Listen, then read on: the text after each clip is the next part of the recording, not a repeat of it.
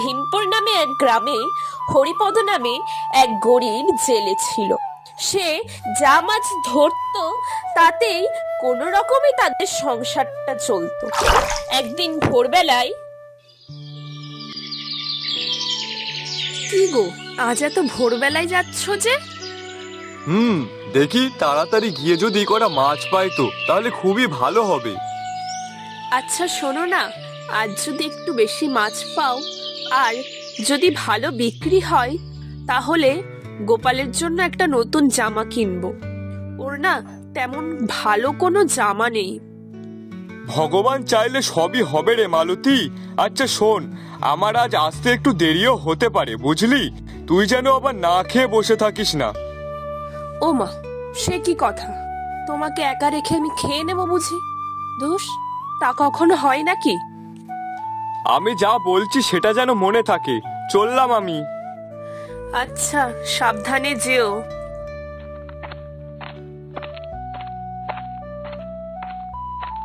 দুগ্গা দুগ্গা।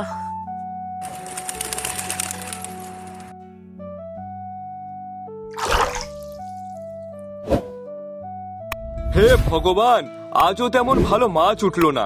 ঘন্টার পর ঘন্টা জাল ফেলে শেষে কিনা দুটো মাছ। এখন আমি এই ছোট ছোট দুটো মাছ নিয়ে কি করব? এই দুটো মাছ কেউ কি নেবে? ধুর ছাতা, ভালো লাগে না। না না, যা পেয়েছি তাই অনেক। আজ এটাই হয়তো আমার ভাগ্যে ছিল। ঠিক আছে, এই দুটো মাছ নিয়েই আমি বাজারে যাব। গিয়ে দেখি বিক্রি হলে হবে, না হলে বাড়িতে নিয়ে যাব। অন্তত বউ বাচ্চা তো খেতে পারবে।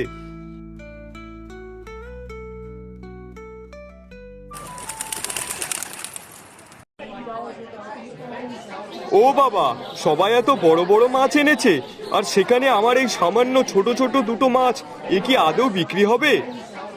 হ্যাঁ, এই মাছ নিয়ে আবার বাজারে এসেছে, এটা তো বিড়ালেও খাবে না। হা হা হা। বাবা, এই মাছ দুটো আমাকে দেবে? আমার কাছে না মাছ কেনার কোনো টাকা নেই। হরিপদ তখন একটু ভেবে হাসি মুখে মাছ দুটো বিনা পয়সায় সেই বুড়িটাকে দিয়ে দিল। তুমি গরিব হতে পারো, কিন্তু তোমার মনটা অনেক বড়। মনে রেখো, নদী কখনো মানুষের ঋণ রাখে না।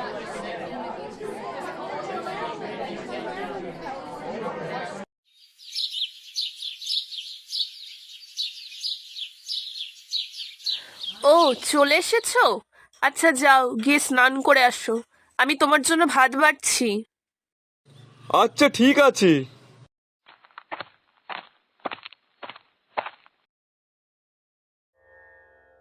হ্যাঁ গো, আজকে কি ঠিকঠাক বিক্রি হয়নি নাকি? নাকি আজও কোনো মাছ পাওনি? কোনটা? না রে, পেয়েছিলাম, তবে দুটো। মোটে দুটো? হ্যাঁ রে মালতী। তা বলছি কি, ওই দুটো মাছ বিক্রি করে কত টাকা হলো শুনি? কোনো টাকাই হয়নি। মানে?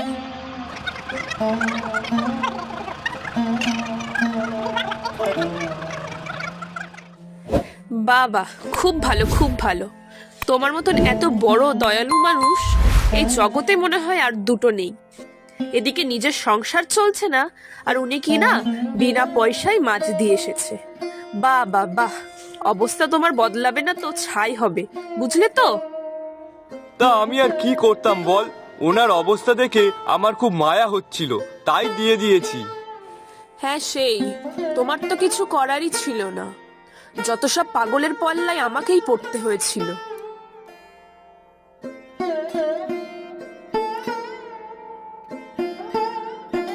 পরের দিন ভোরবেলায় একটা অদ্ভুত ঘটনা ঘটল। হরিপদ নদীতে জাল ফেলতেই জালটা খুব ভারী হয়ে গেল এবং সাথে সাথেই তার মুখের ধরন পাল্টে গেল। আর তখন হরিপদ বলল, ও বাবা, জালটা হঠাৎ এত ভারী লাগলো কেন? জালে আবার কি বাঁধলো? হরিপদ তখন অনেক কষ্টে কোনো রকম ভাবে জাল টেনে তুলতেই দেখলো বিশাল বড় বড় অনেক মাছ। হে ভগবান, তুমি তাহলে এতদিন পর মুখ তুলে চেয়েছো। তোমার অশেষ কৃপা ভগবান, অশেষ কৃপা।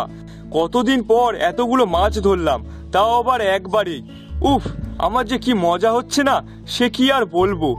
আচ্ছা, এগুলো কি সব ওই বুড়ি ঠাকুমার আশীর্বাদের জন্যই হচ্ছে নাকি? না, যাই তাড়াতাড়ি এগুলো নিয়ে বাজারে যাই। আসুন আসুন, মাছ নিয়ে যান, পুরো জ্যান্ত মাছ, এখনই নদী থেকে ধরে নিয়ে আসলাম। আসুন আসুন, মাছ নিয়ে যান, মাছ। এই গরিব লোক হঠাৎ এত মাছ পেলো কিভাবে? নিশ্চয়ই কোনো ঘোটালা আছে। না না, যদি প্রতিদিন এমনই মাছ আনে তাহলে তো আমার অনেক লস হয়ে যাবে। না, এর তো একটা ব্যবস্থা করতেই হচ্ছে।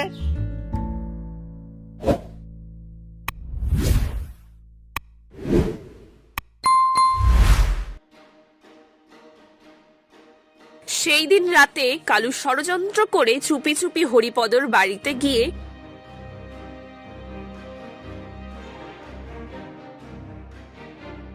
তার মাছ ধরার জালটা কেটে দিল। আর পরের দিন নদীতে নামতেই হরিপদর জালটা ছিঁড়ে গেল আর সব মাছ জলে পালিয়ে গেল। কি ব্যাপার, এখনই চলে আসলে যে? আর তোমার জালটাই বা কোথায় গেল? কপাল খারাপ হলে আর কি হবে, মাছ ধরবো বলে জাল ফেলেছি, দেখি জালটা অনেক জায়গায় ছিঁড়ে গেছে, আর সেই জায়গা দিয়ে সব মাছ পালিয়ে গেল। আমার সাথেই এমনটা কেন হয়? সে কি কথা, তোমার জালটা ছিললই বা কি করে? কালকেই তো ভালো ছিল, আর এক রাতের মধ্যেই এমন ভাবে ছিঁড়ে গেল। হ্যাঁ, আমিও তো সেটাই ভাবছি। ইঁদুরে কেটেছে নাকি?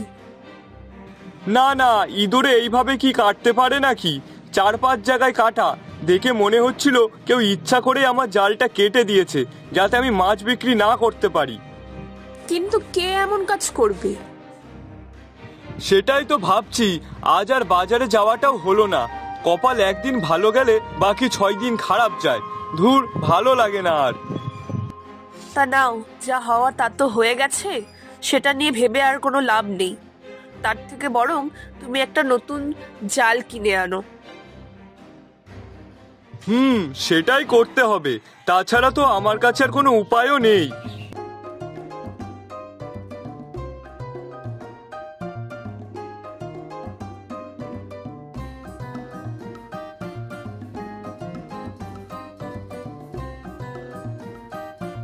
ও আচ্ছা, এই ব্যাপার তাহলে।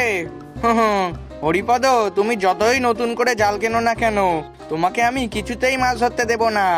আজ রাতেই এই জালটা আমি আবার কেটে ফেলবো, তারপর আমি দেখি তুমি কেমন করে কালকে মাছ ধরো।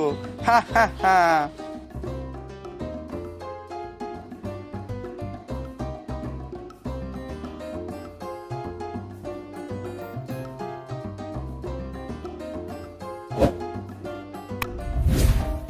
ওমা, ও বাবা, ওই দেখো কিসের একটা শব্দ শোনা যাচ্ছে।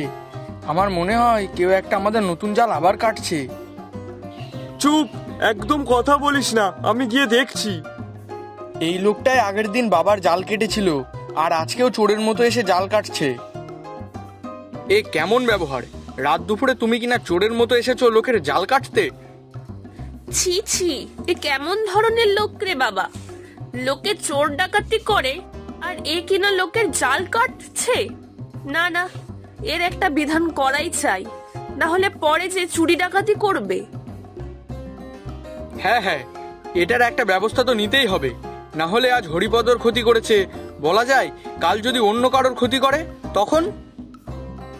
শোন কালু, তুই মানুষের ক্ষতি করে নিজের ব্যবসা উন্নতি করতে চাস, কিন্তু তুই হয়তো ভুলে গেছিস এই গ্রামের একটা নিয়ম আছে, আর সেই নিয়ম না মানলে তাকে কঠিন শাস্তি পেতে হয়।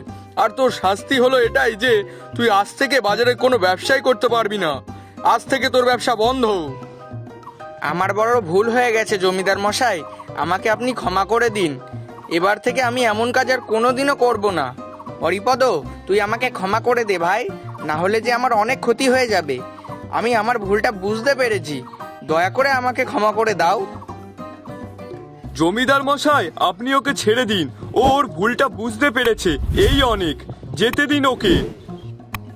তোর কপাল ভালো, হরিপদ তোকে মাফ করে দিল, না হলে আজ তোর কপালে দুঃখ ছিল, বুঝলি তো? এই চলো সবাই বাড়ি চলো। বলুন বাবু, আপনার কোন মাছটা লাগবে? যা নেবেন সবই টাটকা জ্যান্ত মাছ, আজ সকালেই নদী থেকে ধরে আনলাম। তোমার মাছগুলো সত্যিই সুন্দর। আমি অনেক দোকানে গেছি কিন্তু কোথাও এমন মাছ পাইনি।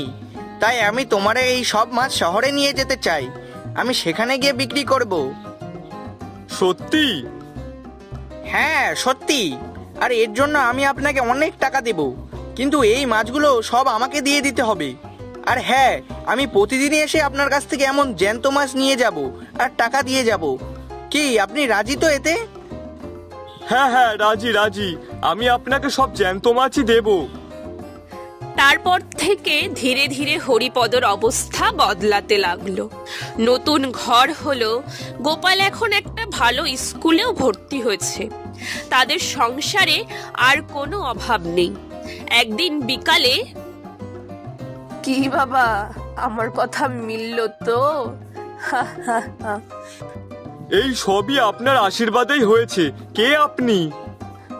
না বাবা, আমি কিছুই করিনি। এটা তোমার সততা আর দয়ার ফল। আচ্ছা বাবা, আমি এখন আসি, কেমন? শুনুন শুনুন, যাবেন না আপনি, শুনুন। কিন্তু বুড়ি ঠাকুমা হরিপদর কোনো কথা না শুনেই সেখান থেকে চলে গেল। আর কিছু দূর যেতে না যেতেই সে উধাও হয়ে গেল।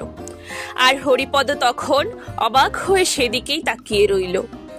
তাহলে আজ আমরা এই গল্প থেকে শিখলাম যে সততা আর দয়া একদিন না একদিন ফল অবশ্যই দেয়।